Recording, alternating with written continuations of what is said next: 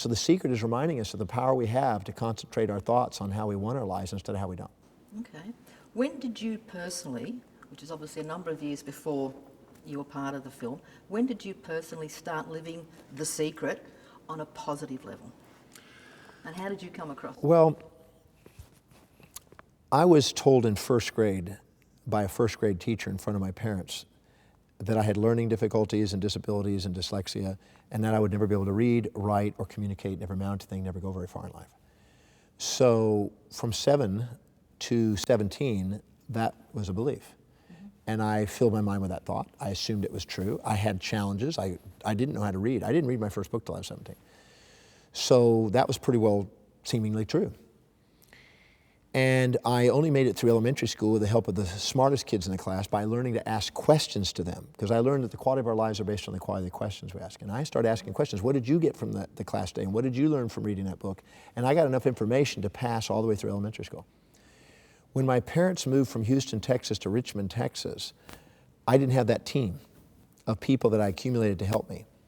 And I was in a lower socioeconomic area, and there wasn't a whole lot of smart kids in the class, and there was a lot of gangs, a lot of drugs and things. And I didn't have that team, and so I didn't pass. I failed. And I ended up dropping out of school. So by the time I was 13, 14, I was kind of, I guess you could say, I just didn't make it in school. So I was trying to get into sports, and I picked up surfing. And my parents saw that I was struggling in school and saw me excelling in sports, and so they wanted me to kind of have a place where I could excel. I told them I wanted to go to California and to Hawaii to go and ride the big waves. So my parents dropped me off on the freeway with a notarized piece of paper when I was 14 years old, saying my son is not a runaway, he's a boy with a dream. And they gave me their blessings, and I hitchhiked out to California. And on the way to California, I met a bum who became a mentor for a short moment. And he took me into a library. He met me, and he asked if I was a runaway. I said, no, my parents gave me a ride to the freeway. He got a kick out of that. And he said, did you drop out of school? And I said, yeah. And he says, you going surfing? He says, you look funny here in Texas going to surfing. And he says, follow me, I want to teach you something. And he took me to a downtown El Paso library and sat me down at a book table and went off and got a couple books. And it was Aristotle and Plato. And What, sir? Plato and Aristotle. Okay, yep. And he sat down and he said to me, don't ever judge a book by its cover because it will fool you. And he turned out to be a very wealthy individual just acting as a bum. And then he said, you learn how to read, boy, because there's only two things they can never take away from you. That is your love and your wisdom. And you learn how to read, and you gain the wisdom of love and the love of wisdom. So that was inspiring on the way to California. Then I made it to California, and I panhandled. I lived on the streets and did all the things that they did in the 60s and early 70s, and eventually made it to Hawaii to surf. And I ended up almost dying of strychnine poisoning there. Yes, I read that. How did that happen? Well, it was an interesting thing. I was trying to expand my conscious through natural means in those days, which is there were plants that grew over in Hawaii that had added color to your day, let's put it that way. Magic mushrooms. And anyway, there was a plant called the wood rose plant, and it had a toxic element in it that damaged my nervous system, and it almost brought asphyxia and I almost died. So recovering from that led me to a health food store to change my diet, and led me to a little class, at a yoga class. And there was a guest speaker named Paul Bragg. And Paul Bragg was a 93-year-old wise man that taught me the secret. And he said that we have a body, we have a mind, we have a soul. And the body must be guided by the mind, and the mind must be guided by the soul to maximize human potential.